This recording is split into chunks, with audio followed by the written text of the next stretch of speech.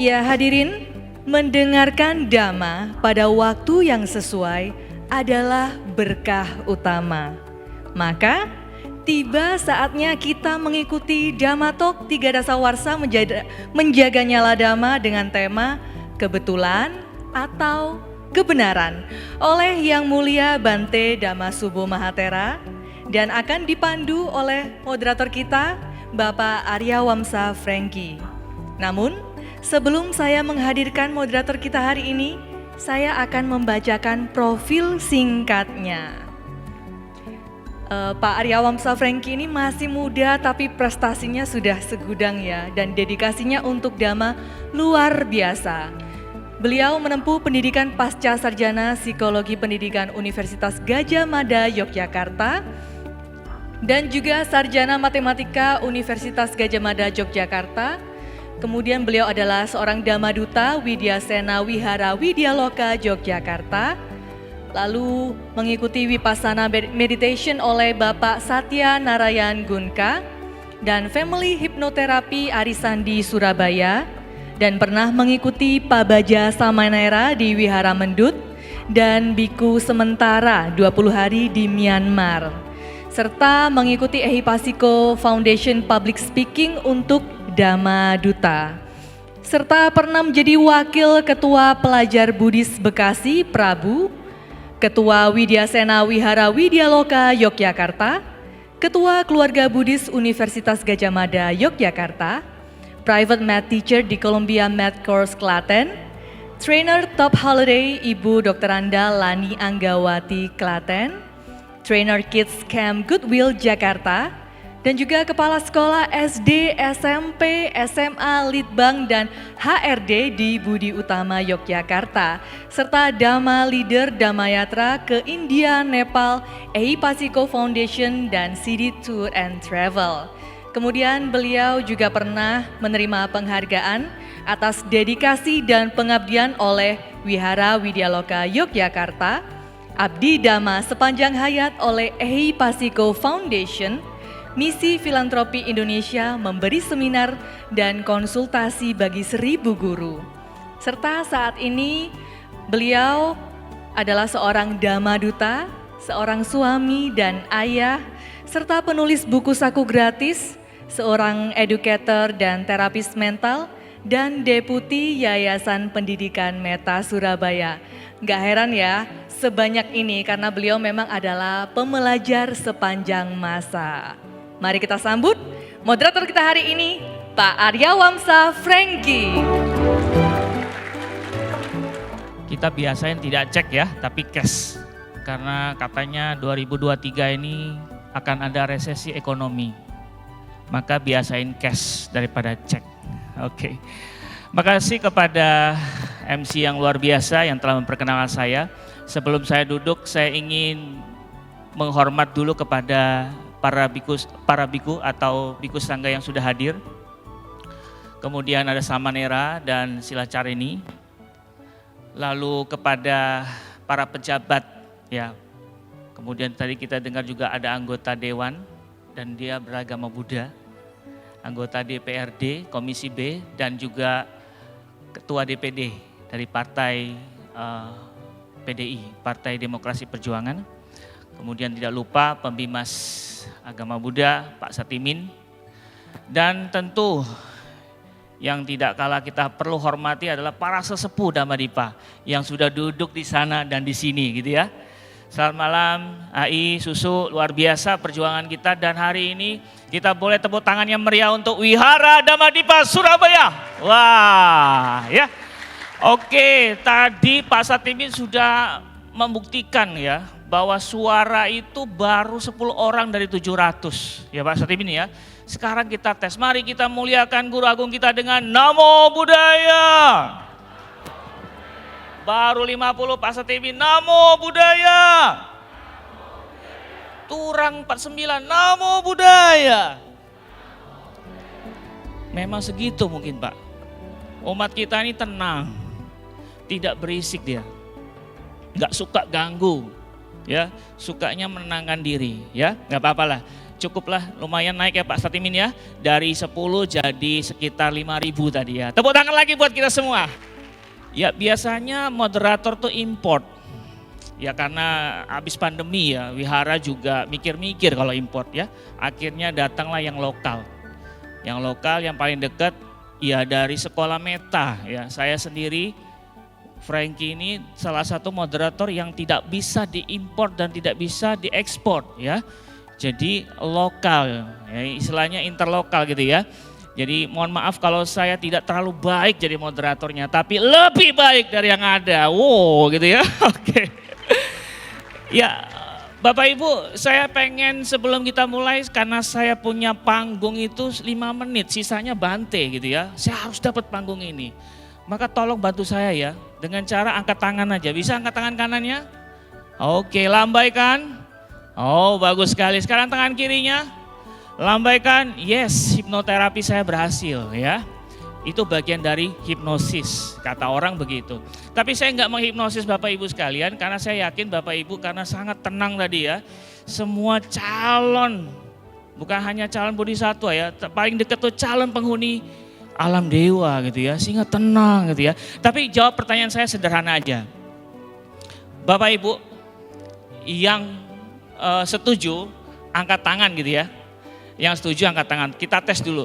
Yang setuju kalau hari ini sehat, angkat tangan. Kanan boleh, kiri boleh ya. Bagus. Yang setuju hari ini bahagia, 2 tangan. Wow, bagus. Yang setuju kalau pertemuan hari ini kebetulan, saya tahu. Kebetulan saya itu dapat informasi. Kebetulan saya sehat, akhirnya kebetulan saya kesini, angkat tangan. Wow, ada sekitar 20%. Yang berikutnya, Bapak Ibu boleh juga angkat tangan ya. Yang merasa hari ini sebuah kebenaran, saya benar-benar tahu acara ini, saya benar-benar mau kesini, saya benar-benar ngerti bahwa acara seperti ini penting, angkat tangan. Wow, ternyata sisanya 60-70%. Tetapi di dunia ini ternyata kebetulan dan kebenaran berpasangan. Salah satunya tadi kenapa ada yang jawab kebetulan, tapi juga ada yang jawab kebenaran. Peristiwanya sama, yaitu apa? Kesini. Ya, peristiwanya sama betul kesini, tapi mindset kita, cara kita berpikir masih ada dua hal yang berbeda. Apakah ini berbeda ya antara kebetulan dan kebenaran? Apakah kebetulan dan kebenaran perlu kita bahas secara panjang dan lebar? Perlu, karena hari ini temanya tentang atau iya, yang muda-mudi mana suaranya? Temanya apa? Atau maklum saya ini mantan guru TK, nggak biasa kalau murid itu pasif. Ya kalau murid pasif saya langsung coret, sikap afeksinya kurang ya. Karena sebagai guru kita menilai 3 rana, tidak hanya kognitif, kepinteran, afeksinya juga dinilai. Afeksi itu apa? Emosionalnya, sosial emosinya, dan berikutnya psikomotoriknya, gerak-geraknya. Makanya tadi angkat tangan sudah melakukan gerak. Oke, boleh tepuk tangan sekali lagi? Yes. Nah Bapak Ibu sekalian, kita akan bahas tuntas dalam waktu 40 menit ke depan. Dan Bapak Ibu boleh siapkan pertanyaan. Tadi Pak Satimin juga bilang, kalau ada masalah cekcok rumah tangga, boleh sampaikan ke Pak Satimin dan juga boleh tanyakan ke sesi ini. Asal dilihat kiri kanan ya. Kalau bicara suami, suaminya ada enggak? Minta maaf dulu gitu ya. Kalau bicara istri, istrinya ada enggak? Minta maaf dulu gitu ya. Jangan sampai keluar acara hari ini cekcok gitu ya. Nah antara kebetulan atau kebenaran perlu kita bahas dengan baik. Oleh karena itu Wihara Dhamma Dipa Surabaya hari ini ulang tahun itu bukan minta kado.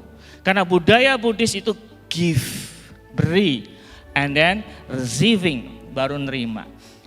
Wihara Bradamadipa memberikan kado berupa Dhammatalk yang sudah menghadirkan narasumber yang luar biasa. Saya izin duduk Bapak Ibu ya. Ini terpaksa harus nyontek juga karena Bante satu ini luar biasa. Jasa, karya, dan ciptanya. Nama beliau adalah Biku Dhammasubbo Mahathera. Tempat dan tanggal lahir Kediri, 25 Februari 1956. Beda banyak dengan saya. Pak Baja Samanera di Padepokan Dhamadipa Arama, makanya diundang di Wihara Dhamadipa Surabaya ya. Kemudian tanggal Pak Baja Samanera 11 Maret 1985, saya masih TK. Upasampada Biku di Wat Bowo Raniwes Wihara Bangkok 27 Desember 1986. Saya cepet ya karena panjang ini. Upajaya Yang Mulia Somdek Nana Samwaro Mahathera, Acarya Yang Mulia Chaukon Dhammadiloka. Pendidikan kebikuan Universitas Maha Makuta Wat Bowo Raniwes Wihara Bangkok Thailand. Gelar keagamaan dan gelar keilmuan. Sasanawan Sadaja, penjaga ajaran ya, mantan polisi ini beliau nih, penjaga ajaran oleh Samagiri Dhammakote, Sri Lanka tahun 2003. Tunggu ya, masih ada 15 halaman. Guru Besar Filsafat Nation Indonesia Movement 2005, Indonesian Best Educator of the Year 2006, Kementerian Tenaga Kerja, Kementerian Perindustrian Republik Indonesia, juara teater, drama, dan teater lawak terbaik. Nanti kita minta peragai ya. Tahun 1981 dari Kementerian Pendidikan dan Kebudayaan Republik Indonesia. Aktivitas kelembagaan Buddhis, Ketua Biku Daerah Pembinaan Jawa Timur, Padesanayaka tahun 1988 sampai 1990, Ketua Biku Daerah Pembinaan Sulawesi Selatan 1991-1993, ya terus dan terusnya. Dan terakhir pernah juga menjadi Ketua Umum Sangga Nayaka Sangga Theravada Indonesia 2 kali periode tahun 2000 sampai 2003 dan 2003 sampai 2006. Ketua Dewan Sesepuh Sangga Theravada Indonesia 2 periode 2006-2011, 2011-2016. Aktivitas umum, beliau pernah jadi sama kayak saya nih, guru sekolah dasar menengah pertama tahun 1981 sampai 1984. Nah, Bapak Ibu anak-anaknya coba jadi guru, jadi bisa ke depan ya. Jadi pengusaha cuman bisa di kotak dana. Oke. Kemudian Banpol, Bantuan Polisi Keamanan Perlawanan Rakyat, WANRA, 1976-1978, Juru Penerang, Jupen, Teater, Pusat Pendidikan Masyarakat atau Puspenmas tahun 1977 sampai 1984, Jubir, Juru Bicara Penyuluh Pertanian tahun 77 sampai 84. Wow, serba bisa Bante kita, dari nanem sampai menuai gitu ya. Juru bicara HPK, Himpunan Penghayat Kepercayaan kepada Tuhan Yang Maha Esa. Nah ini juru selamat nih kayaknya. Tahun 1977 sampai 1984. Narasumber mimbar stasiun TV, radio, dan seminar. Lalu aktivitas kekaryaan dan menulis buku beliau, Dhammapada terjemahan ke dalam bahasa Jawa, selintas tentang agama Buddha, dan masih banyak lagi. Baca sendiri, nanti kalau mau saya email ya. Yang paling penting adalah ini yang saya tertarik. Beliau selain belajar filsafat, beliau juga belajar tentang tradisi budaya rakyat atau disebut folklore. Beliau berkunjung ke negara banyak sekali, negaranya Singapura, Malaysia, Thailand, Sri Lanka, India, Nepal, Bhutan, Cina, Hong Kong, Taiwan, Jepang. Lagi ya. Amerika Serikat, Australia, Indonesia, Eropa, Belanda, Belgia, Prancis, Swiss, Roma, Italia, Vatikan, Mesir. Bante bisa jadi tour guide ini ya. Timur Tengah, Israel, Bethlehem, Yerusalem, Palestina, Hebron, dan Jordan. Untung belum ke Ukraina. Hari ini lagi perang ya. Oke, beliau berdomisili di Wisma Sanggatera Indonesia, Jalan Marga Satwa nomor 9 Pondok Labu. Jika ingin menelpon beliau, tanya Wihara Damadipa ya.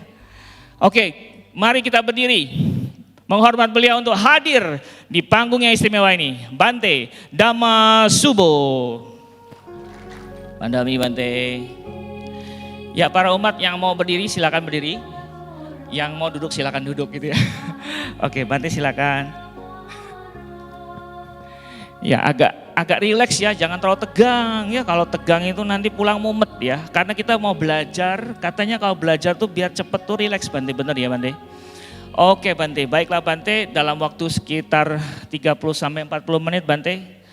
Bante, buat kami cerah mengenai kebetulan dan kebenaran. Tadi saya beri contoh peristiwa kehadiran di sini Bante.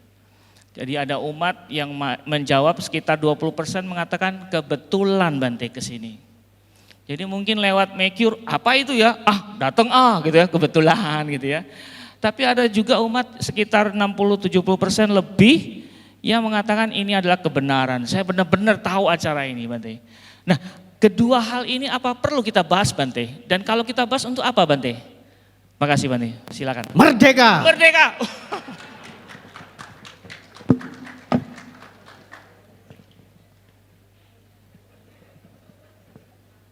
Merdeka! Saya ragu ini orang Indonesia bukan? Karena bangsa Indonesia itu salamnya adalah merdeka. Karena itu kalau sebagai warga negara Republik Indonesia, salam kebangsaannya adalah merdeka. Udahlah.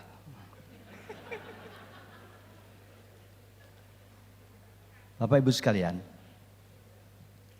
saya tidak sedih, tidak terkenal di masyarakat. Tetapi saya akan sedih kalau tidak bisa mengenal masyarakat. Saya perhatikan orang-orang yang tinggal di tempat gelap, itu hatinya terang. Tapi kalau tinggal di tempat terang, hatinya gelap. Saya ini silau Pak, lampunya terang banget. Mudah-mudahan hati saya tidak gelap. Bapak Ibu sekalian, dalam bahasa Indonesia, kita mengenal dua kata yang menurut kamus itu sinonim. Artinya sama, mempunyai makna. Yaitu satu kata betul dan yang kedua kata benar. Akan tetapi betul dan benar ini untuk kasus-kasus khusus tertentu artinya menjadi sangat lain. Contohnya apa Bante? Kebetulan dia bisa membayar sejumlah uang, maka di meja pengadilan menang. Tapi sebenarnya dia itu kalah. Kebetulan dia itu tidak punya hubungan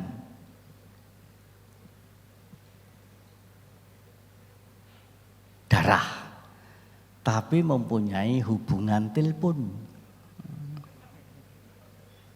Sebenarnya dia itu tidak bisa apa-apa, hanya kebetulan dia itu ipar, adik, dulur, dekat, duit, maka diangkat menjadi pegawainya. Sebenarnya tidak bisa apa-apa. Itulah bedanya kebetulan dan kebenaran. Kalau masih kurang lagi silahkan tanya. Sekian dan terima kasih.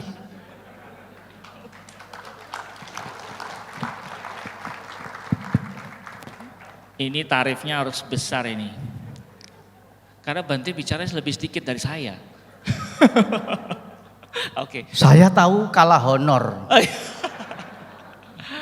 Karena ini juga narasumber. Jadi narasumber di mana-mana. Yang mudah-mudahan tidak menjadi narapidana. Mudah-mudahan. Narasumber, narahubung boleh. Tapi nara yang satu itu ya jangan sampai lah lipat-lipat. Kalau saya ngomong banyak, dikira tidak tahu diri. Kalau ngomong sedikit, dikira saya tidak bisa omong. Tapi omong banyak atau sedikit, honornya sama. Lalu pilih mana? Terima kasih. Oke, baik. Jadi dari contoh yang Mbak Teh berikan bahwa kebetulan lebih dekat dengan hubungan. Ya, seperti contoh pegawai tadi Mbak Teh ya. Kebetulan masih hubungan sanak keluarga. Jadi harusnya kalau tidak ada hubungan itu tidak diterima. Artinya kebetulan itu tidak bisa kita ketahui karena kita tidak tahu maka kita bicara betul kebetulan, atau karena kita tahu tapi kita ragu-ragu, atau bagaimana Bante? Yang hebat adalah Sang Buddha. Di antara para manusia yang pernah ada di muka bumi ini, menurut saya Sang Buddha belum ada tandingannya. Banyak hal saudara-saudara sekalian, ya Bapak Ibu saudara sekalian, Sang Buddha itu keunggulannya satu sebagai manusia 3C. Nah, kalau jadi Bimas pangkatnya berapa Pak? 4D, 4E dan seterusnya. Tapi Sang Buddha itu 3C. Apa artinya? Cakap, cakep, cukup. Cakap artinya pinter. Kepinteran Sang Buddha belum ada yang mengungguli hingga saat ini. Dia pintar terpelajar, bisa membaca menulis lancar, tidak buta huruf. Oh, anak raja kok. Sebodoh-bodohnya anak raja minimal ya sarjana. Yang kedua, cakep artinya ganteng. Wajah Sang Buddha itu teduh, sejuk, banyak yang memberikan inspirasi. Saya mendengar Gandhi ketika di penjara. Siapa yang memberikan semangat kalau menatap wajah Sang Buddha? Beberapa raja besar di Sri Lanka ketika mengalami kesedihan, kegalauan pada zamannya itu, apa yang memberi semangat kalau menatap wajah Sang Buddha? Sehingga mestinya umat Buddha itu kalau datang ke wihara, yang dicari itu wajah Sang Buddha, bukan wajahnya Dayakasaba, ketua wihara. Oleh karena itu pengurus-pengurus yang malah sering jadi urusan. Jadi pengurus yang malah jadi urusan. Tapi carilah wajah Sang Buddha, ganteng. Kaum perempuan melihat wajah Sang Buddha itu menyebutnya cakep. Kaum laki memandang wajah Sang Buddha itu cantik. Tetapi hebatnya tidak memancing nafsu, emosi dan birahi. Tenang. Saya bisa menunjukkan ketenangannya Sang Buddha, kegantengannya Sang Buddha. Dan yang ketiga, cukup artinya kaya raya. Di dunia ini sejak 26 abad yang lampau, berbagai jurnal mengangkat orang-orang terkaya di dunia, tetapi belum ada yang melebihi kekayaannya Sang Buddha. Karena itu cari di dalam buku Parita Biru, ada satu kalimat yang jelas sekali. Buta boga bata baca, telah kucapai harta kekayaan. Dan kekayaan menurut Dharma itu ada 3. 1, kekayaan berupa harta materi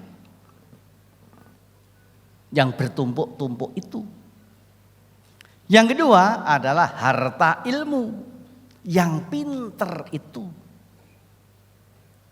Dan yang ketiga adalah harta kebajikan, yang sepanjang hidupnya tidak melakukan kesalahan dan tidak bisa disalahkan lagi.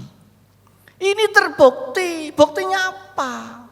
Sang Buddha itu sempurna pengetahuannya, sempurna tindak tanduknya, sempurna kematiannya. Sempurna tindak tanduknya apa Bante? Apa yang dikatakan itu yang dilakukan. Mana ada begitu? Setahu saya Sang Buddha banyak orang omongnya muluk-muluk, rumah tangga sendiri remuk. Tapi Sang Buddha itu mengatakan apa yang dilakukan dan melakukan apa yang dikatakan. Yata kari tatawadi, tatawadi yata kari. Sempurna tindak tanduknya. Dan yang ketiga, sempurna kematiannya. Apa ada mati yang gak sempurna? Berarti banyak. Contohnya mati separuh, namanya stroke. Itu matinya gak sempurna. Ada mati seperempat, telinga tok, mata netok. Sang Buddha meninggal dengan tenang. Tidak hilang secara misteri, tidak menderita penyakit akut, jantung, asam urat, darah tinggi, kolesterol, penyempitan pembuluh darah, penyempitan pembuluh dompet. Sang Buddha meninggal dengan tenang. Bumi, langit, samudera raya menjadi saksi. Hingga saat ini tempat-tempat peninggalannya dikunjungi manusia ribuan setiap harinya. Ini data dan fakta, bukan cerita yang tanpa rasa. Karena itulah Bapak Ibu Saudara sekalian, ini harta Sang Buddha berupa materi. Apapun yang namanya Buddha dibuat, diciptakan hanya untuk satu orang Buddha Gautama. Candi Borobudur dibuat untuk satu orang Buddha Gautama. Kalau tidak ada Buddha Gautama, tidak ada Candi Borobudur. Dan kekayaannya itu ikut dinikmati banyak orang. Salah satunya Pak Nyoman. Buat patung Buddha itu ratusan juta, tidak kaya itu. Belum lagi pesanan di mana-mana. Pesanan di luar negeri dan lain. Ikut kaya. Tapi kalau orang kaya tidak pinter, sering menjadi korban penipuan. Karena itulah kekayaan Sang Buddha tidak hanya materi, tetapi kekayaan ilmu. Kalau orang hanya pinter, miskin, kerjaannya menipu orang. Tapi kalau dia juga punya kebajikan, dia tidak akan menipu, tidak akan melakukan kejahatan, dia terhormat hingga akhir hayat. Itulah hebatnya Sang Buddha, manusia 3C, cakap, cakep, cukup. Indah pada awalnya, indah pertengahannya, indah pada akhirnya. Ini bukan hanya kebetulan, tetapi juga kebenaran. Apa sesungguhnya betul dan benar itu? Betul itu kata kesepakatan. Kalau teori Dharma mungkin ada Sakaca dan apa? Kebenaran Lokutara dan Lokia. Semua yang serba Lokia, yang serba duniawi, yang serba materi, itu hukumnya kebetulan. Kesepakatan. Tetapi yang non materi, yang Lokutara, hukumnya kebenaran. Bante, kalau soal kebenaran kan semua orang ngusung kebenaran. Tapi tunggu dulu. Dharma menurut saya kebenarannya itu juga melalui alat ukur. Sehingga benar-benar betul dan betul-betul benar. Apa alat ukurnya? 1, benar untuk diri sendiri. 2, benar untuk orang lain. 3, benar untuk lingkungan. Ini yang membuat kebenaran dharma bisa diterima di mana-mana. Kedatangan Sang Buddha tidak mengundang sengketa, tidak mengundang ketegangan. Dimanapun Sang Buddha berada, disambut dengan gegap gempita. Karena apa yang dibawa oleh Sang Buddha benar untuk diri sendiri, benar untuk orang lain, benar untuk lingkungan. Inilah yang dimaksud benar-benar betul dan betul-betul benar. Terima kasih. Baik. Oke, nanti. Ya. Jadi kebenaran yang disampaikan oleh Bante Dhamma Subbo betul-betul benar. Karena beliau benar-benar yakin, bukan betul-betul yakin gitu ya, Bante. Oke. Nah, kadangkala dalam kehidupan kita mengenal penderitaan karena kebetulan, Bante. Kebetulan lahir derita.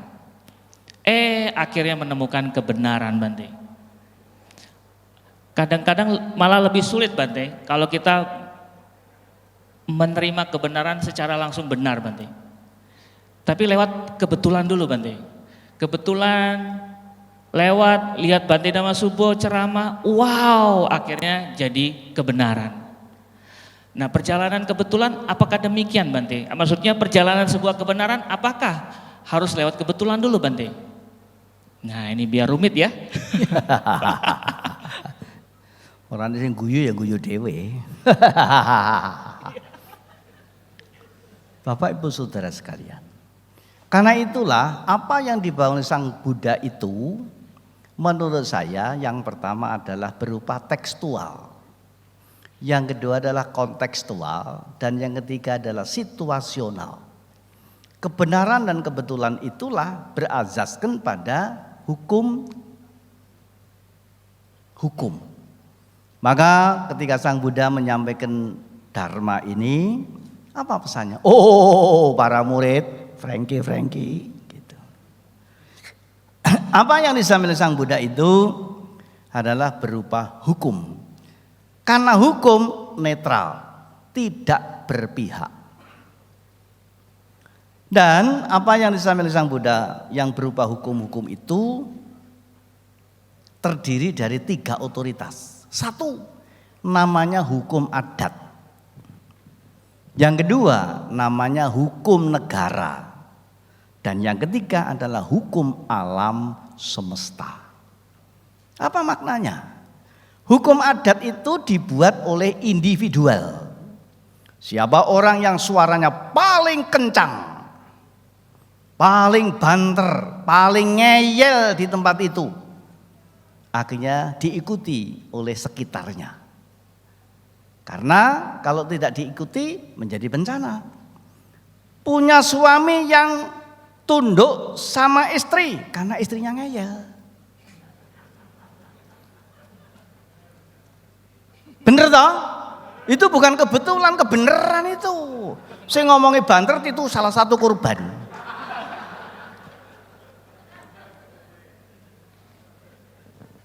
Itulah hukum adat. Karena itu kalau Bapak Ibu mau damai, ada petunjuk dari Sang Buddha. Yang pertama adalah kenali hukum-hukum itu. Oleh karena barang siapa yang bekerja sesuai dengan hukum, dia berada di tempat yang pasti dan aman. Sebaliknya barang siapa menyimpang dari bekerjanya hukum, dia akan menjadi korban keadaan. Apakah itu hukum adat, hukum negara, atau hukum dharma. Hukum negara itu apa? Hukum negara itu yang dibuat secara kesepakatan oleh warga negara. Maka berlaku nasional. Pak DPR ini tukang buat hukum. Gitu. Jadi hukum negara itu begitu. Hukum lalu lintas itu hukum negara. Maka di Asia dengan di Eropa beda. Di sana setirnya di kanan, di sini setirnya di kiri. Itu hukum lalu lintas. Yang kedua adalah, yang ketiga adalah hukum alam semesta. Hukum alam semesta itu tidak ada yang membuat. Dia ada paling dulu dan nanti paling akhir. Maka ada istilah tidak awal, tidak ada akhir. Itulah hukum alam semesta. Hukum tidak ada yang membuat. Maka berlaku universal. Nah, maka sebagai penghayat-penghayat dharma, ya tukang khotbah dharma, ya termasuk saya, harus paham ini. Karena ini pesan dari Sang Buddha. Kalau kamu pengen aman dan nyaman, kenali hukum-hukum itu. Taati cara bekerjanya hukum-hukum itu. Apakah itu hukum adat, apakah itu hukum negara, apakah itu hukum alam semesta. Itulah semua yang disampaikan oleh Sang Buddha sifatnya adalah hukum. Dan dari ketiganya itu dibagi menjadi dua. Satu yang bersifat hukum-hukum duniawi yang berasas kebetulan, kesepakatan. Kemudian satu lagi hukum non duniawi yang kebenarannya mutlak. Karena itu kalau dibuatkan skema seperti segitiga sama sisi, terdiri dari 3 titik. Hukum adat, hukum negara, lalu hukum alam semesta. Jelas sekali. Kemudian ini dibagi menjadi 2. Sampai di sini wilayah dunia, di sini sampai wilayah non dunia. Dalam bahasa teknis yang paling modern oleh para ahli hukum, termasuk ahli hukum karma itu, dibagi dalam hukum masyarakat, dalam hukum konteksnya kayak Pak Satimin barang, ada istilah inilah hukum negara, inilah hukum agama. Sang Buddha memisahkan itu dengan jelas. Ini wilayah hukum agama, ini wilayah hukum negara. Kalau saja itu diberi garis batas yang jelas, diikuti dengan taat, tidak tumpang tindih, tidak overlapping. Hukum negara tidak dijadikan hukum agama tidak digeret-geret jadi hukum negara, dunia ini damai. Kenapa menjadi ruwet? Karena tidak jelas garis batasnya. Sampai di mana hukum negara, sampai di mana hukum agama. Karena itu kalau hukum negara dijadikan hukum agama dijadikan negara, sama dengan soto enak dicampur dengan bako enak. Terima kasih. Oke. Iya. Saya menarik sebuah benang tipis, Bante. Jadi Bante menjelaskan bahwa hukum dunia itu cenderung lebih banyak kebetulan, Bante. Tapi kalau hukum alam semesta lebih banyak kebenarannya. Artinya kebetulan yang tadi jawab kebetulan tidak ada masalah. Karena masih menggunakan hukum dunia. Nah yang jadi masalah yang jawab kebenaran. Menggunakan hukum alam semesta. Kenapa masalahnya? Anda di mana gitu ya. Apakah di alam yang mana? Maksudnya bukan di dunia. Namun sekarang Bante, apakah seseorang mengerti tentang kebetulan dan kebenaran itu menjadi sebuah perjalanan spiritual, Bante? Artinya kalau dia spiritualnya masih kekanak-kanaan, cenderung banyak kebetulan, Bante. Jadi hebat kebetulan, jadi keren kebetulan. Tapi kalau spiritualnya sudah pasca sarjana, Bante, banyak kebenarannya. Apa betul begitu, Bante? Ya, ini kalau tadi ditanya penderitaan atau kebahagiaan. Menurut hukum umum, menurut hukum kebetulan, yang namanya penderitaan itu selalu datang dari orang lain. Gara-gara lu, gara-gara kamu, gara-gara saya, gara-gara kon, kalau Jawa Timuran. Saya jadi susah kayak begini. Tunggu dulu. Oleh karena secara hukum kebenaran, sebetulnya masalah itu prosentasenya lebih banyak datang dari dalam diri sendiri. Kalau ada 5 masalah, 4 itu dari dalam diri kita sendiri. Contohnya apa Bante? 1, kenapa kita itu susah? Kita begitu menderita karena kita dilahirkan. Coba enggak dilahirkan. Yang kedua, karena kita punya badan jasmani. Yang ketiga, karena kita punya panca indera. Kenapa sakit gigi, sakit mata, sakit telinga? Ini saya baru dioperasi dokter, makanya kacamatanya kayak Doraemon. Jadi agak bersilo-silo, jadi nyawang Bu Mitra itu ada 2 sama Pak Mitra gitu. Nah. Karena kita punya masalah. Ada orang datang kepada Bante, Bante saya sakit gigi. Sudah diobati apa? Panadol, Ponstan, sudah Bante. Sudah ke dokter, sudah Bante. Ke dukun, sudah. Katanya ada yang ngikuti saya Bante. Yang ngikuti siapa? Mbok coba Bante terawang. Oh iya, setelah saya terawang, betul. Sampai itu sakit gigi karena kurang resian. Kurang bersihan, kurang gimana? Wong saya tiap hari sikatan gigi sampai berapa kali kok? Bukan itu. Artinya kurang resik giginya. Coba gigi dicaputi kabeh resik, lak sakit gigi, lak sakit gusi. Jadi orang sakit gigi itu bukan salahnya siapa-siapa, salahnya diri. Jadi yang ketiga, pertama dilahirkan, yang kedua punya badan jasmani, yang ketiga punya indria. Dan yang keempat, kita mempunyai masa lalu, masa sekarang, dan masa yang akan datang. Itu hukum sebab akibat, bahasa kamusnya karma. Kenapa perutnya kok loro?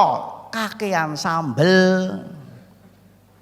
Toh, coba tadi nggak makan sambel, perutnya orang mules. Nah, baru yang kelima, itu faktor dari luar. Meskipun ada sambel, jelanah, neng ngarep moto, neng orang ngiler, orang nyolek, orang kepedesan toh. Jadi kalau ada soal itu 5, 4 dari dalam diri kita sendiri. Tapi pandangan umum selalu kalau ada soal yang dituding, dituduh itu pihak lain. Apapun namanya dengan berbagai gelar istimewa. Ono gangguan demit, pri perayangan, ilo-ilo, banaspati, gendruwo, tetean, gelundung pelecek. Iblis, roh jahat, tangkep, leboke botol, ora pelepeken kuwi. Padahal sing salah awake dhewe. Inilah beda kebetulan dan kebenaran. Nah, jadi jalan spiritual itu memang ada undak-undakannya. Kalau kita buatkan undak-undakan Pak Bu, tadi itu yang segitiga sama sisi, ada 5 undakan. Kenapa 5 toh Bante? Ya Pancasila Buddhis. Kenapa kok 5 Bante? Dulur papat 5 pancer. Kenapa kok 5 toh Bante? Putih ireng abang kuning moyo-moyo. 1 ra dadi, 2 ra kanggo, 3 mlaku, 4 kuat, 5 sampurna. Asale sapa? Bapa, biyung, kaki, nini. Bapa itu putih, biyung itu abang, kaki itu kuning, nini itu hitam. Makanya putih ireng abang kuning moyo-moyo. Jadi 5. 1 ra dadi, 2 ra kanggo, 3 mlaku, 4 kuat, 5 sampurna. Artinya apa? Peradaban itu terdiri dari 5 peringkat. Kalau saya membuat istilah, karena guru itu biasanya kalau mengajar murid buat yang namanya cipok. Kowe ngerti nggak cipok? Lah guru orang ngerti cipok piye ta? Kok ngeres? Cipok itu namanya kunci pokok. Wah, itu. Beda karo cipoke kowe. Gitu. Cipok itu kunci pokok. Maka kalau saya mengajar untuk meningkatkan kualitas hidup, Karena ajaran Dharma itu apa tujuan utama? Meningkatkan kualitas hidup. Surga dan neraka urusan lain. Banyak agama-agama yang mengenal surga dan neraka. Lalu Sang Buddha dituduh, mungkin Sang Buddha tidak mengenal surga dan neraka. Buktinya, nek ceramah-ceramah kok jarang menyinggung surga neraka. Biku-biku itu nek khotbah ora tahu nyinggung surga neraka. Sampai dikira umat Buddha atau agama Buddha atau Sang Buddha itu tidak kenal surga neraka. Tapi kalau pengen tahu yang namanya surga dan neraka, gudangnya di tempatnya Sang Buddha. Sang Buddha menunjukkan ada 26 alam surga, tinggal pilih surga yang nomor berapa. Sang Buddha menunjukkan neraka, itu ada 50 lapis neraka. Tidak usah khawatir. Surga 26, neraka 50. Gitu. Nah, yang menjadi menarik,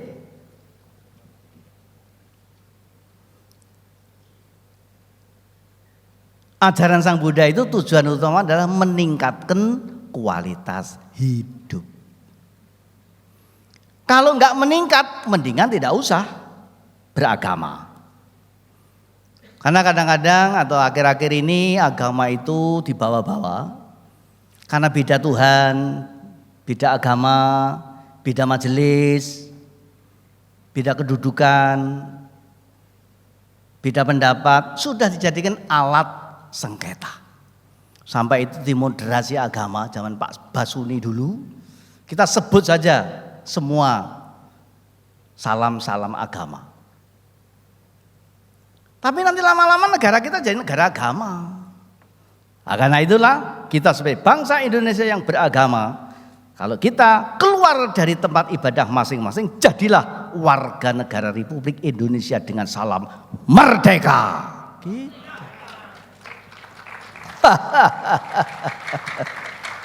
Itu maksudnya gitu. Bapak Ibu Saudara sekalian, jadi tujuan ajaran Sang Buddha meningkatkan kualitas hidup melalui anak tangga. 4 sehat, 5 sempurna. Putih, ireng, abang, kuning, moyo-moyo. Apa 5 itu? Saya buatkan cipok dengan segitiga sama sisi.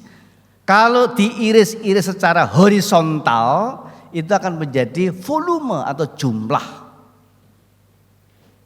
kualitas hidup dan kehidupan makhluk hidup di dunia. Makhluk hidup itu banyak.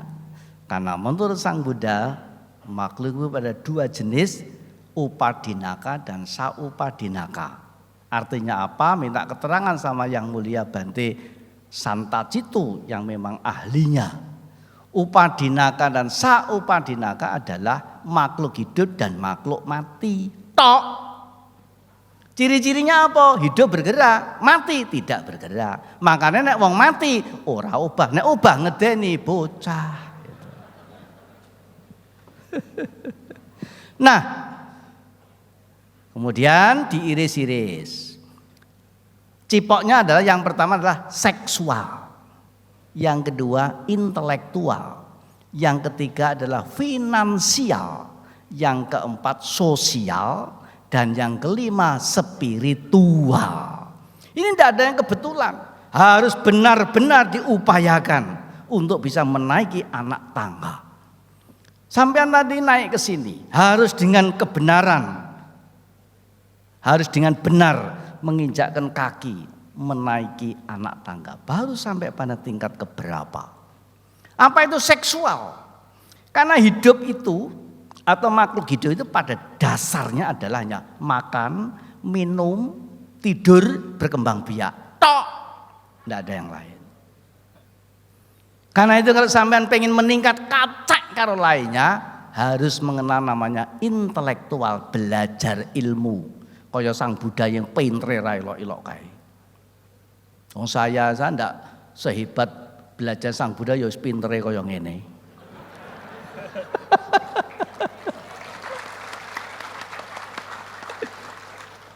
Yang kedua intelektual. dengan intelektual, dengan modal keilmuan itu menjadi ruang untuk mendapatkan feedback penghasilan namanya finansial. Kenapa direktur dibayar sampai berpuluh-puluh juta? Karena ilmunya. Tanya Bante Jayamedo, ketika masih direktur, walah kemlalet ra ilok-ilok. Lah watuk wae 50 juta kok. Iya lho kuwi wonge ngaku kok karo aku. Nek buka konsultasi itu dihitung jam-jaman. 1 jam, 2 jam, ngono. Apa yang dijual? Ilmunya, intelektualitas. Karena itu kalau orang tidak cukup ilmu bekerja pakai otot. Orang yang cukup ilmu bekerja pakai otak. Kalau pakai otot jadi kuli panggul berkilo-kilo keringetnya sak jagung-jagung ongkosnya 5.000. Tapi kaya Irwanto jadi direktur ekspedisi irik-irik 5 miliar. Karena ilmunya. Hanya saja kemampuan finansial ini akan menjadi alat uji kualitas manusia. Dia menjadi terpelajar apa kurang ajar, dia menjadi jenderal apa berandal, dia menjadi jutawan apa kerewan. Dia menjadi dermawan apa pelit. Itu alat ujinya pada peringkat yang keempat, yaitu ruang sosial. Dia semakin individual karena duitnya, atau semakin sosial karena duitnya. Biasanya kalau orang memilih jalan sosial, artinya sudah selesai dengan dirinya sendiri, tidak hanya mikir dirinya sendiri, mau memikirkan orang lain dan lingkungan, itulah terbukanya jalan spiritual. Karena itu spiritual tempatnya paling atas. Memang volumenya paling kecil di antara semuanya, tapi tempatnya paling atas, kelihatan dari semua arah.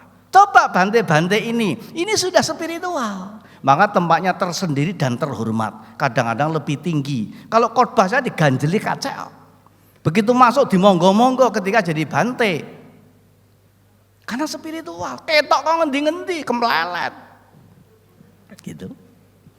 Tapi coba nggak jadi Bante, diawasi rono rene, hati-hati wong iki. Angger wong iki kok sandale ilang, piring ilang.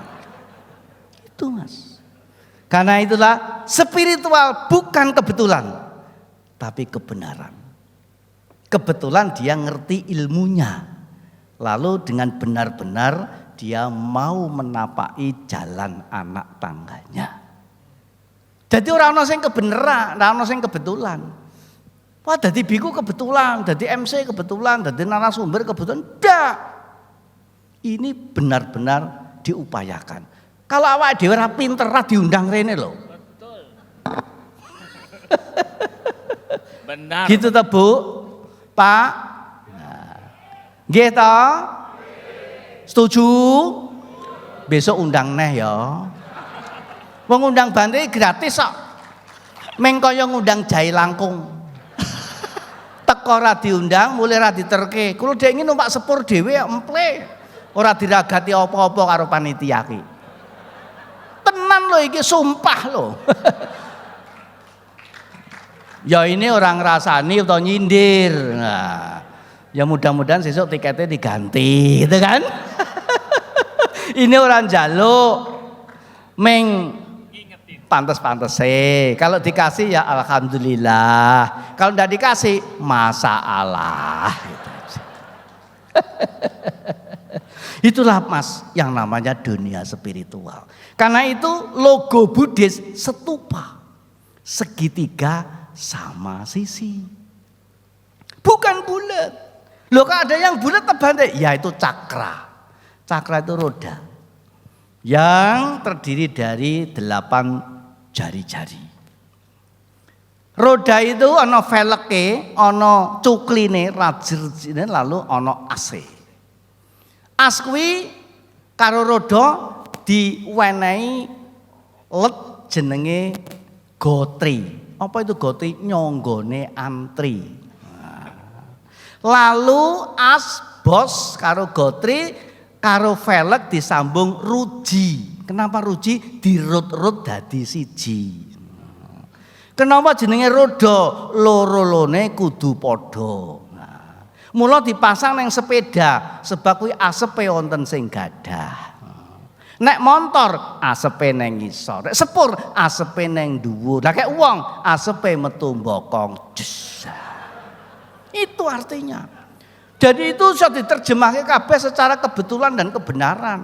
Kenapa kok dihubungke karo gear? Karo timing bell. Gear itu gange isi rantai. Itu gear. Biar no sepeda jagangnya jenenge koba. Koba itu karben ora bakal ambruk. Itu artinya koba. Ini bahasa tahun 80-an kalau orang sekarang enggak ngerti sampean. Bapak Ibu Saudara sekalian, itulah ajaran dan anjuran utama kita belajar dharma. Tujuannya adalah meningkatkan kualitas hidup. Dan bedanya orang spiritual itu apa, Bante? Orang spiritualnya sudah melampaui semuanya itu. Selesai urusan seksual, selesai urusan intelektual, selesai urusan finansial, selesai urusan sosial. Karena itulah rumusnya adalah diri sendiri, orang lain, dan lingkungan. Maka itu kalau pemimpin-pemimpin itu orang-orang yang sudah selesai dengan dirinya sendiri, damai. Jangan milih pemimpin belum selesai dengan dirinya sendiri. Nanti jadi masalah. Masalah di rumah dibawa ke pemimpinannya. Gitu. Itu yang dulu Pak Munawir Ghazali mengatakan pengurus yang jadi urusan. Sang Buddha bisa memimpin, menjadi pemimpin karena sudah selesai dengan dirinya sendiri. Itu artinya. Terima kasih.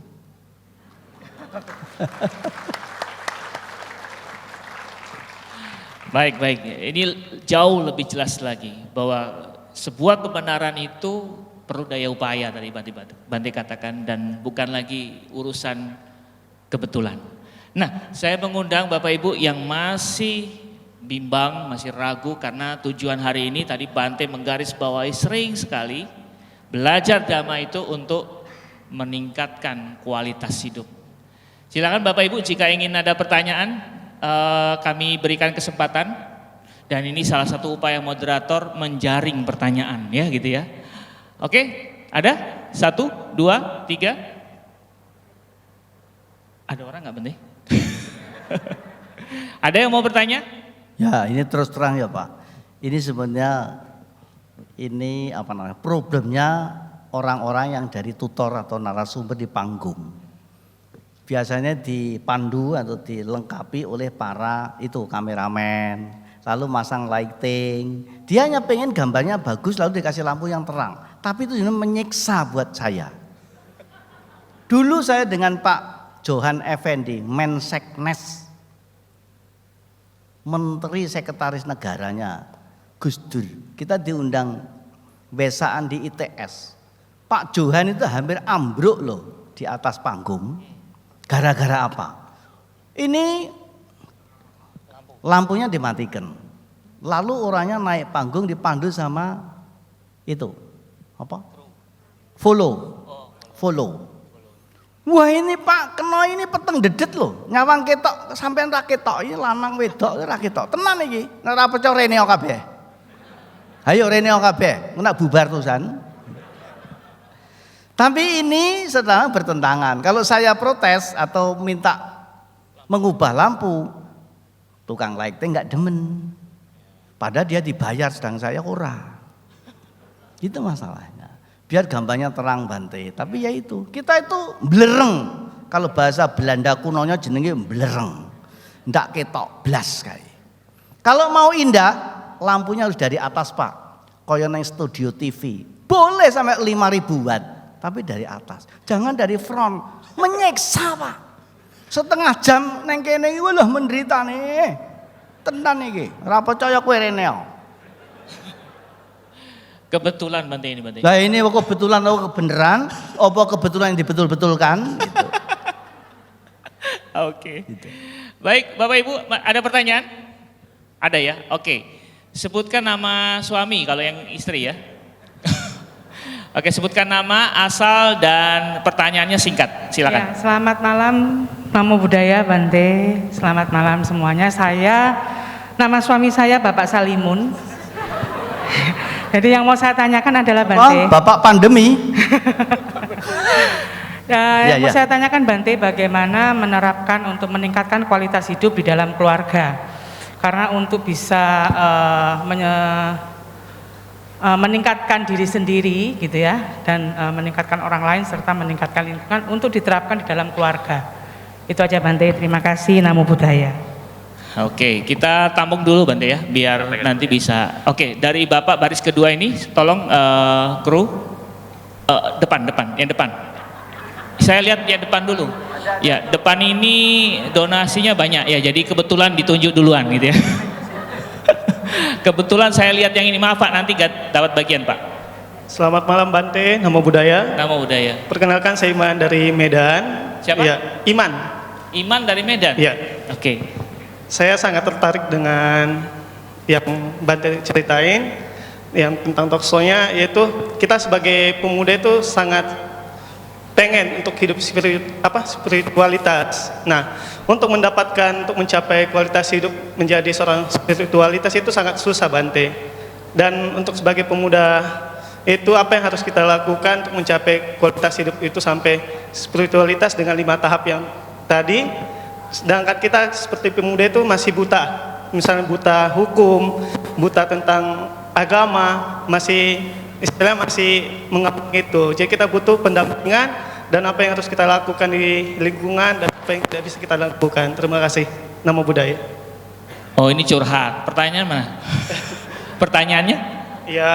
Caranya? Cara untuk mencapai spiritualitas. Oh, cara mencapai spiritualitas. Pak Baja sudah dekat Bante. Ikut Pak Baja. Oke, terima kasih Pak Iman. Akan dijawab. Berikutnya yang itu ya belakang. Karena lampu jadi tidak terlihat Pak. Maaf Pak. Tapi jangan salahkan lighting ya. Ini kerja keras. Kebetulan aja kami silau gitu ya. Oke, silakan. Selamat malam Bante, banyak terima kasih. Saya mau tanya, zaman dulu tidak ada abang sayang. Sekarang itu zaman abang sayang. Bagaimana Bante? Kalau Bante banyak uang disayang, kalau tidak ada uang ditendang. Terima kasih Bante. Bapak bagian yang mana?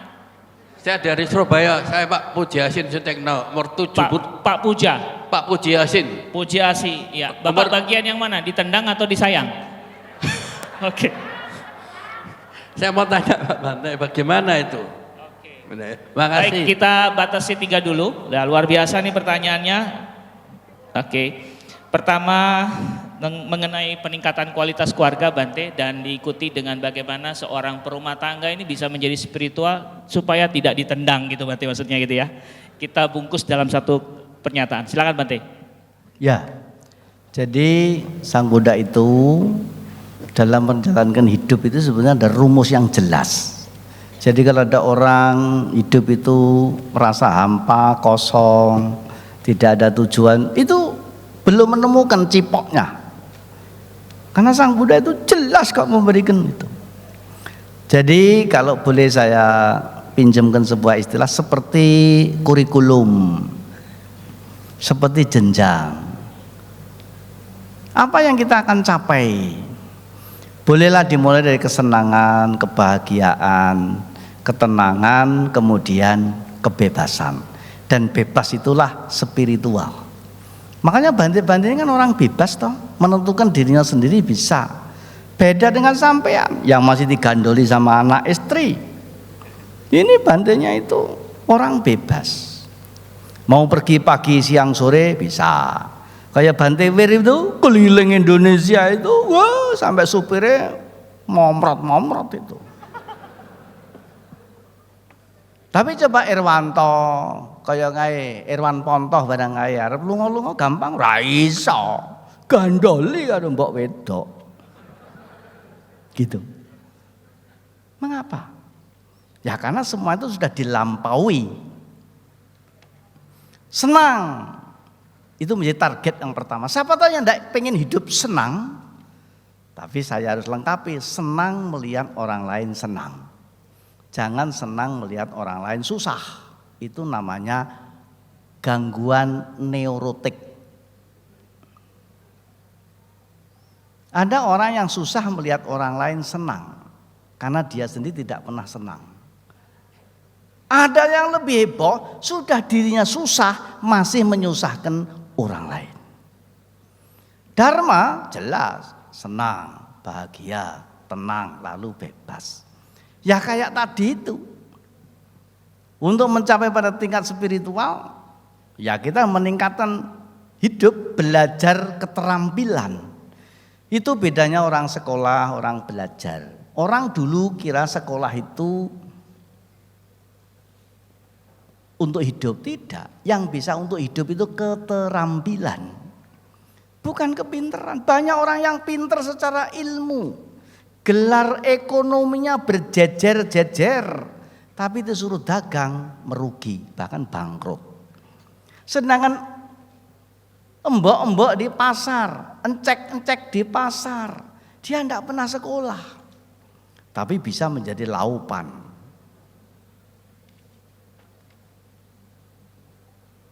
Apa yang bisa mengantarkan ke sana adalah karena keterampilannya. Itu dulu harus belajar tentang sesuatu. Itu tingkatan yang pertama. Yang kedua, kalau sudah mendapat materi, dapat uang, kita harus kelola dengan baik. Harus kita gunakan dengan sebaik-baiknya. Ingat, dulu ketika masih susah, mikirnya besok makan apa. Setelah rodok mampu, biasanya berubah, besok makan di mana. Kalau sudah melimpah-limpah, berbeda lagi, besok makan siapa. Kalau kita tidak tuntun dengan namanya sosial. Sosial itu care, peduli dengan lingkungan. Nah, barulah dari situ spiritual. Maka itu kalau sampean punya anak, dari kecil hendaknya sudah diajari, ayo nak kita pergi. Kenali ini Pak D, Bu D. Ya, kalau duit panganan dibagi. Saya mendampingi beberapa keluarga yang betul-betul mau mengikuti pola pikir Buddhis. Ya bersyukur anaknya itu tidak merepotkan orang tua dan mertua. Banyak anak yang akhirnya menjadi bencana, itu salah asuhnya. Sejak kecil anak dimanja. Diapapun anak yang dimanja akan menjadi bencana. Karena manja itu artinya manis jaluan. Itulah manja. Saya dapat keluhan dari mungkin ribuan keluarga. Dan itu umumnya orang yang mampu-mampu, yang strata hidupnya di atas rata-rata, menengah ke atas. Justru anaknya pada jadi bencana. Bante, anak saya ini salah apa? Apa ciong? Bante ngerti ciong toh? Ngerti. Ciong itu teman saya. Terus saya tanya, lah kok dibilang ciong toh Pak?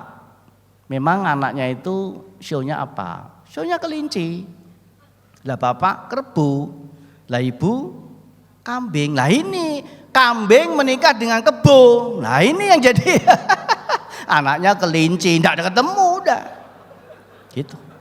Tapi masalahnya bukan itu. Gara-gara anak ini dari kecil dimanja. Manis jaluan. Karena dia orang mampu, satu ayah, satu ibu punya satu anak, susternya 3. Yang pakai sepatu sendiri ngatung tok. Pakai baju ngatung tok. Akhirnya ditinggal suster, dipegat pake mboke ora iso ngangge kelambi. Ngising wae ra iso metu. Coba kalau dari kecil, nak duduk yang begini, makan begini. Kalau piring cingkir dicuci sendiri, dilepake. Kalau tangi turu, spraynya ditoto, ditarik alus-alus, selimutnya dilipet, saleneng sikil, kae bantal aja dilungguhi engko udunen, gitu dulu. Sekarang siapa ngajari gitu? Raneng. Yang paling mudah lagi, kowe duwe anak toh? Nakal ora? Ndak, sing nakal bapake. Dahulu saya ketemu Bu di kota Jawa Timur ini, saya ketemu dengan satu keluarga. Dahulunya itu satu ayah satu ibu, melahirkan anak 19 kali, dan satu kelahirannya itu kembar. Berarti anaknya berapa? 20. Saya melihat dengan mata kepala sendiri, dan anak yang 19 kali dilahirkan itu dirawat sendiri oleh bapaknya, ibunya. Ndak pakai babu, ndak pakai babi, ndak pakai kuren, ndak pakai buren. Anaknya nurun dan sukses di bidang usaha, sukses di bidang spiritual, sukses di bidang sosial kemasyarakatan. Wonge dermawan banget. Lalu saya tanya, bagaimana dengan 20 bersaudara tidak pakai pembantu? Ternyata itu pendidikan dari papa mamanya pada zaman dahulu. Kakaknya harus bisa ngomong adiknya. Baju anaknya dilungsurkan kepada adiknya. Itu dan seterusnya. Maka tidak perlu pakai pembantu. Kalau makan duduk, piringnya kowe, iki sendoke kowe, lungguh. Mangan sing resik, ojo kecer. Engko nek upone kecer, pitike mati. Nah sekarang kan ndak ada pitik to Bante. Engko nek makane ora resik, HP-ne ilang. Gitu. Harus diberi sanksi. Dan seterusnya. Dan anak itu nurut Pak Franky. Anak itu jejer-jejer, nek turu ya jejer. Rapi betul. Lah bedanya dengan ibu-ibu, bapak-bapak masa kini. Kalau mereka punya satu ayah, satu ibu, satu anak, susternya 3 masih mengeluh anaknya kayak setan, ya berarti ayah ibunya juga setan, gitu kan? Masalahnya yang salah apa? Pola didiknya. Coba perhatikan bapak-bapak ibu-ibu sekarang.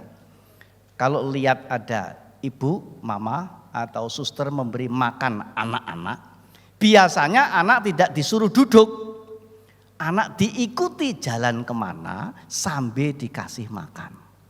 Anak sana ikut makan sana, ke sana ikut makan sana. Tadinya di meja makan, lama-lama di ruang tamu, lama-lama sambil nonton TV, lama-lama keluar dari rumah, lama-lama dari taman, lama-lama di mobil, lama-lama makan dari ke Singapura, kencingnya ke Hong Kong, watuk lo ke Australia. Gitu. Yang salah siapa ini? Pak Emboke. Makanya kalau didatangi, kowe duwe anak repot baru digongi Bante. Biyen gaya anak ra ngomong karo Bante. Itu masalahnya. Dan Sang Buddha punya gardening itu, punya petunjuk itu. Belajar yang paling dikenali seperti Manggala Sutta, Parabhawa Sutta, apalagi suta-suta yang lain, dikasih petunjuknya. Kalau di India ajaran Sang Buddha dibukukan, namanya Kama Sutra. Di Jawa raja-raja Nusantara kuno punya petunjuk. Kalau raja pengen punya anak yang baik, ada bukunya jenenge Titi Mani. Nah sekarang ini tanya ke Google. Saya ada keluhan seorang mertua. Mertua punya anak dan punya mantu. Kemudian punya cucu. Nah mertua ini ya rindu dengan mengasuh anak. Punya cucu bayi ini. Tapi sama mamanya enggak boleh ikut mengurus. Ma jangan begitu ma, enggak boleh. Loh ini kan mama yang sudah melahirkan anak berkali-kali. Kamu kan baru sekali wong kamu mantu. Iya ma, tapi di Google enggak ada begitu. Jadi sekarang tanya sama Google, ngurus sana sama Google. Dulu ngurus sana itu Pak Mbok cilike.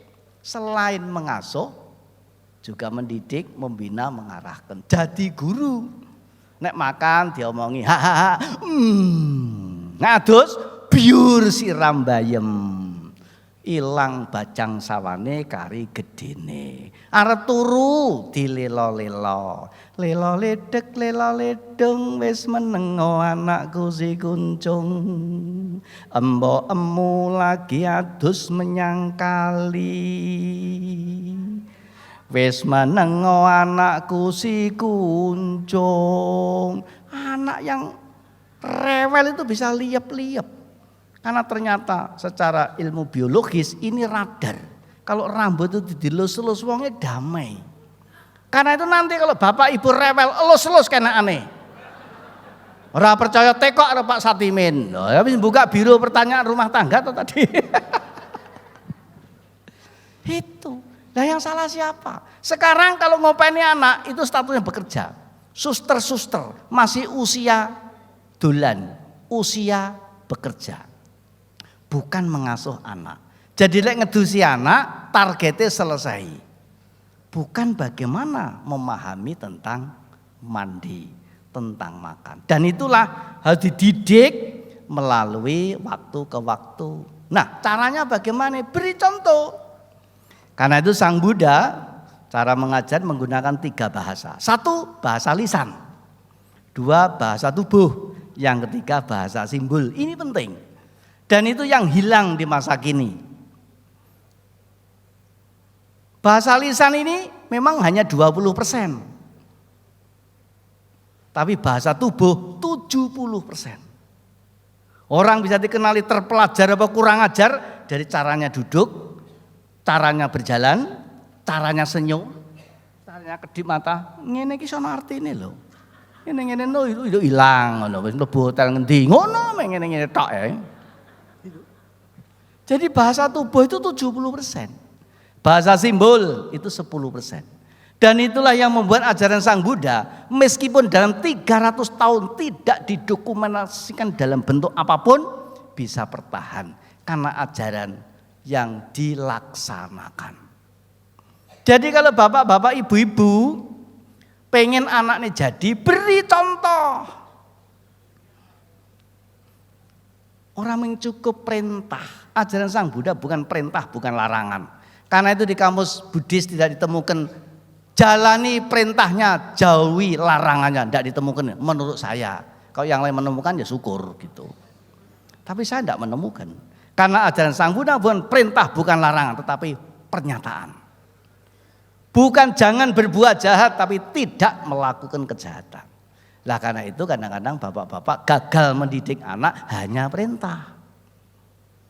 Anak-anak jangan merokok. Itu perintah. Kamu masih muda, ngerokok itu ganggu kesehatan, pemborosan. Kalau bapak boleh sudah tua, golek duit dhewe iso gitu kan. Tapi beda dengan anak-anak, bapak-bapak, di ruangan ini tidak merokok. Beda dengan jangan. Gitu. Nah, karena itu kalau bapak-bapak, saya berulang-ulang begini Pak Satimin di mana-mana. Bapak-bapak jangan suruh anaknya ke wihara. Tapi belum selesai. Kok belum selesai? Jangan suruh anak-anak ke wihara. Tetapi ajak anak-anak ke wihara.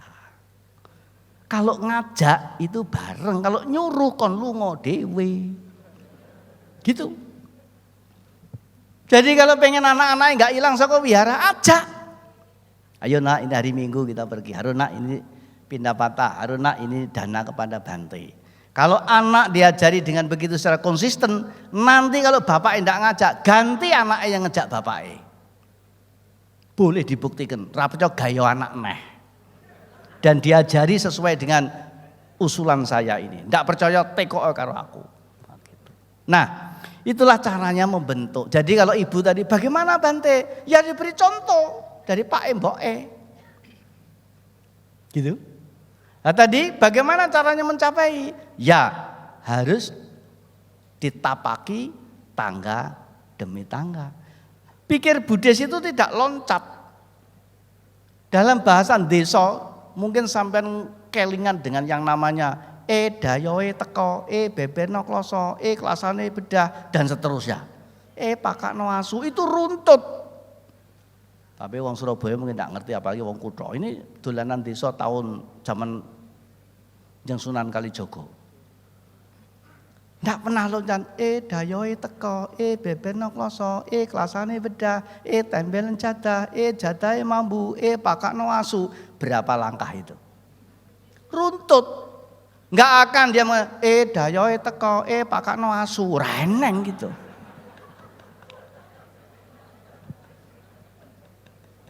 Itu Pak. Nah karena itu kalau mau simpul dan simpel, apa toh kamus cara membentuk watak jiwa kepribadian anak? Menurut saya secara dharma, secara Buddhis, ajarkan 4 dasar, catat di tempat-tempat strategis, di rumah, tempat makan, tempat tidur, tempat catat itu. Ada 4 hal. 1, namanya estetika. Bahasa teknis ini, bahasa akademis ini. Estetika. Yang kedua etika. Yang ketiga dogma. Yang keempat doktriner, imajiner. Artinya apa?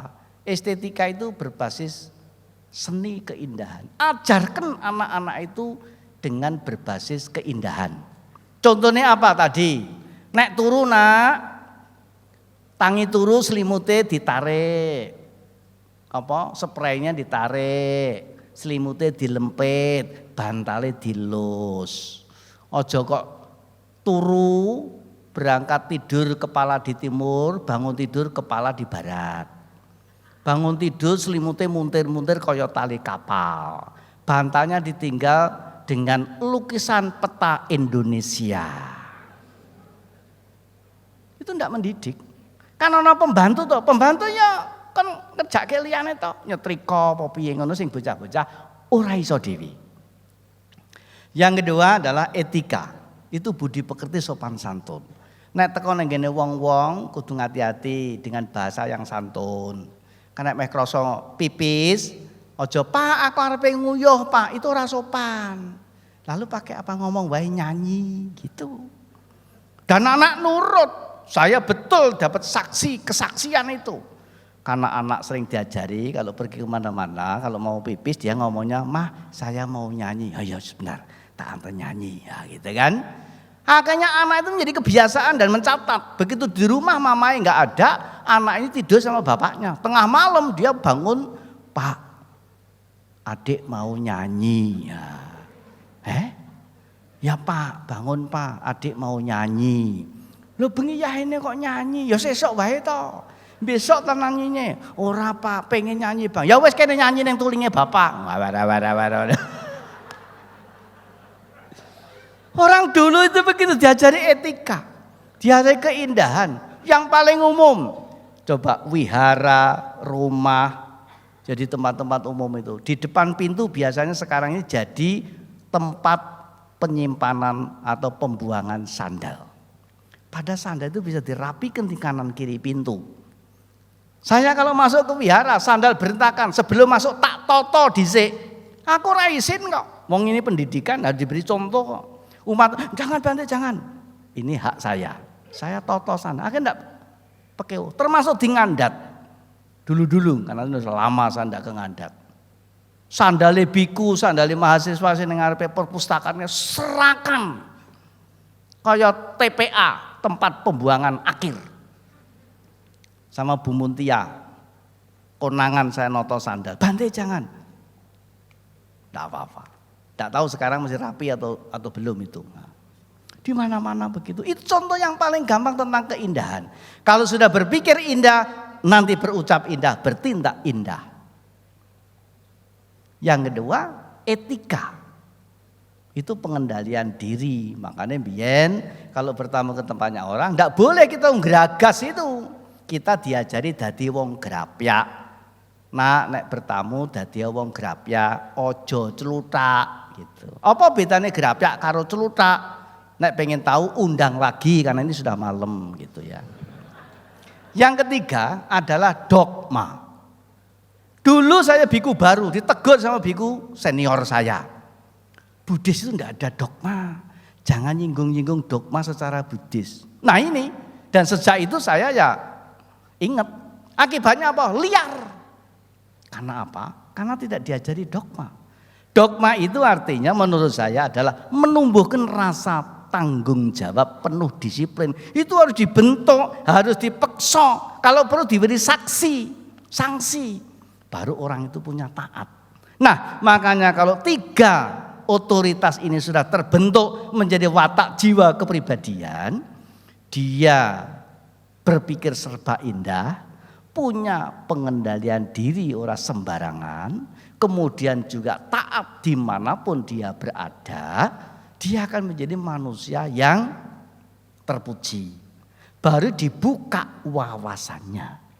Jadi kalau tripod itu, tripod speaker kayak kaki E3, kemudian nyagai salon speaker, 3 itu estetika, etika, dogma. Nah doktrin Bante speakernya. Sehingga kalau dia ngomong di tempat umum, ngomong dengan orang lain, sudah berdasarkan estetika, etika, dan dogma. Ini bapak ibune kudu nyontoni karo anak-anake. Boleh ditolak kalau pengen berantakan.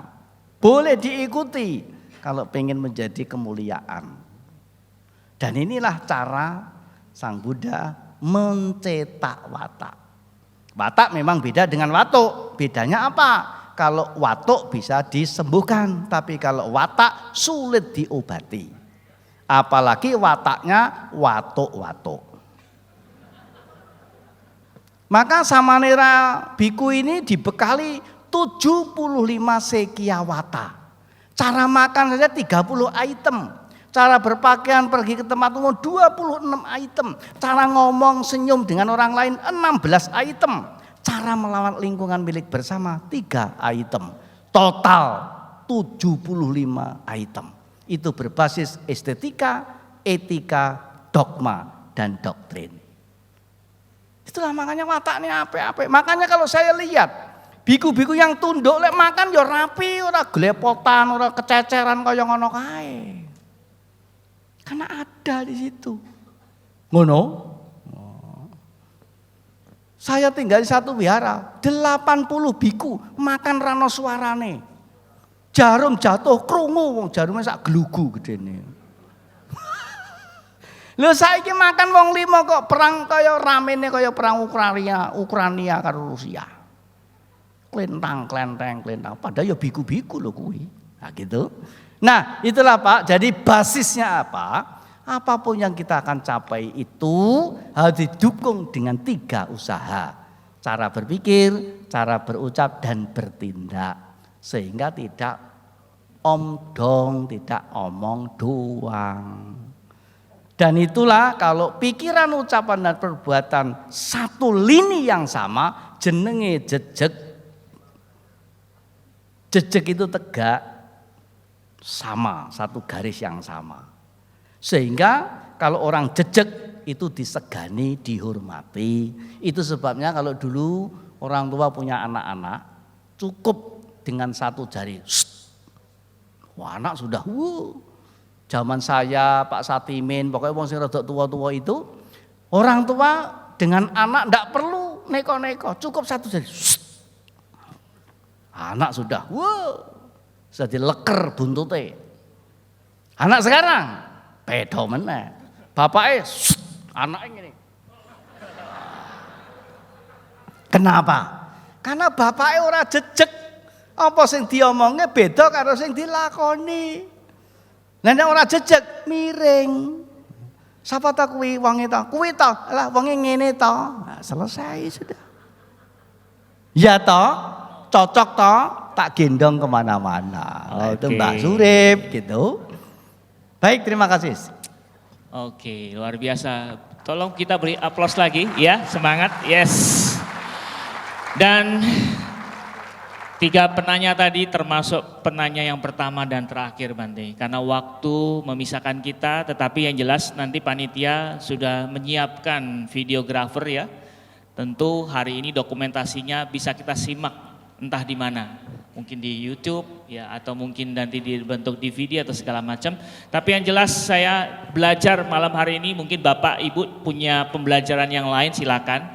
Tapi dari saya belajar bahwa memahami kebenaran perlu lewat kebetulan. Tetapi kebetulan tidak terus menjadi bagian dari kehidupan kita, karena bagi manusia yang mau terus belajar, yang ingin meningkatkan kualitas hidup, kebetulan akan menjadi kebenaran karena diupayakan dengan daya upaya yang benar. Dan daya upaya yang benar itu berjenjang. Bante sering mengatakan tadi berjenjang. Jadi Bapak Ibu, dimanapun posisi kebijaksanaan Bapak Ibu, jangan khawatir. Karena hidup ini tidak berhenti di sini, terus kita bisa ukir apapun karya yang kita bisa buat, dengan satu catatan, kita harus percaya diri. Ketika kita percaya diri, kita akan menjadi teladan. Dan ketika menjadi teladan, Bante juga mengatakan apa yang kita omongkan, kita lakukan. Dan apa yang kita lakukan, kita omongkan. Sehingga akhirnya kita menjadi siswa Guru Agung Buddha yang terus belajar, terus tumbuh, dan pada akhirnya mengerti kebenaran dengan sebuah upaya yang benar. Dari kami demikian Bante, semoga tidak ada yang salah dari yang saya ucapkan, semoga. Oke, demikianlah acara talk show kita, kebetulan atau kebenaran, dan yang jelas sekarang benar-benar betul. Tepuk tangan buat Bante Dhamma Subbo. Acara saya kembalikan kepada MC kita. Ya, Anumodana yang mulia Bante Dhamma Subbo Mahatera untuk wejangan damanya, matur sembah nuwun Bante. Anumodana Pak Franky yang telah memandu acara dengan luar biasa baik.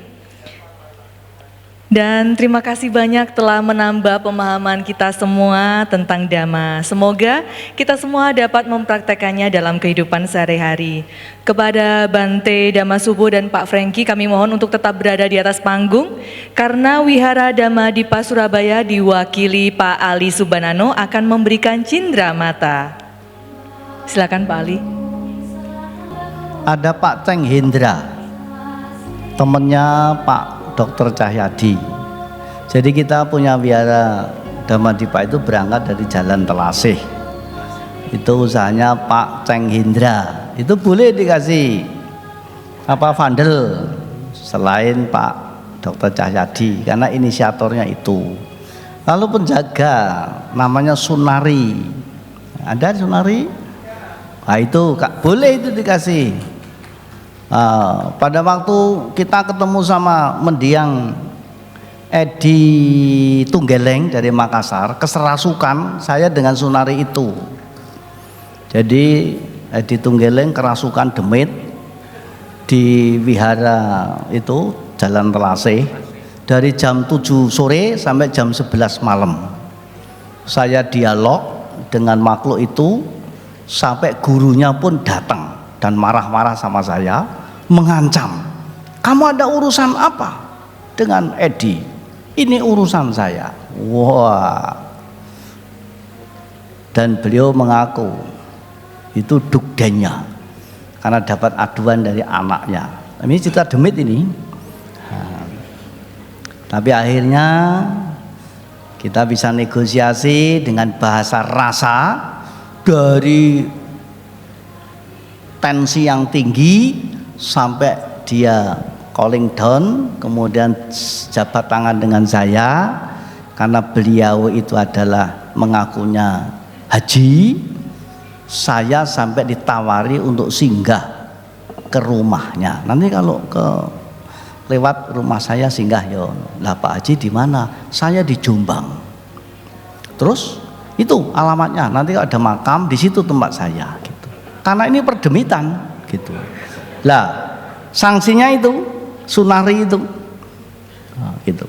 Itu kayak ini jenenge Sunari. Nah akhirnya Tepuk tangan untuk Pak Sunari. Terima kasih. Karena di sana ada sekolah minggu, dan salah satu pengasuhnya Pak Samar itu, ada siapa lagi? Salah satu anak sekolah minggu itu putunya Pak Tejo Prawiro, anaknya Pak Cendra dan ibunya Bu Lingme, tapi ibu sudah tidak ada. Dari situ ketika di Jalan Telasih habis kontrak, maka nawarkan, bapak saya punya ruko, itu bisa dibeli, dan jadilah Pandegiling Dhamma itu. Saya dengan Bante Utama memutuskan jam 11 malam dengan Pak Prawiro, ya Bante saya lepaskan. Kisahnya panjang. Nah karena di sana mulai butuh dana, ketemulah Bu Mitra, karena itu anggen Honda apa dealer, jadi duitnya banyak gitu. Atau yang lain-lain. Terus ada orang yang nemeni Bante Wijayo ketika dikuyo-kuyo, jenenge Jangjang. Orang ndak Jangjang wi. Aneng. Kae, cek urip ya. Nah. kasih itu vandel kalau ada, ndak usah saya, kasih sama dia. Saya sudah banyak itu, mungkin 2 kontainer itu yang namanya vandel itu. Nah seminar 1 hari 3 kali semua kasih vandel. Boyo duit ngono lho.